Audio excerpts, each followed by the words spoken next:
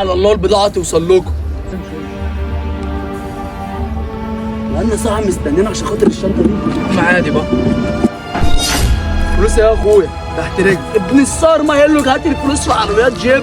بص جايبها لي بشنطه عامله ازاي. بس زي ما اتفقنا يا اخويا ده اخر عمليه بينهم وبينك.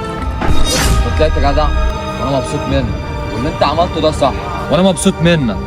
وعيش حياتك وربنا يخليكوا لبعض، ولو احتجت اي حاجه ما تنساش اخوك مكانك. ماشي؟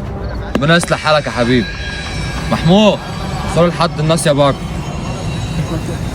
مصطفى يلا يا ابو نسب، اديني سبت الشغلانه زي ما قلت، وانا اخويا وافق ان انا اسيب معاه الشغلانه كمان. لا يابا انا مش مرتاح للموضوع ده، وابويا لو عرف ان انت رجعت للشغلانه تاني او انت شغال فيها. بقول لك سبت الشغلانه دي. يلا بينا. يلا بينا.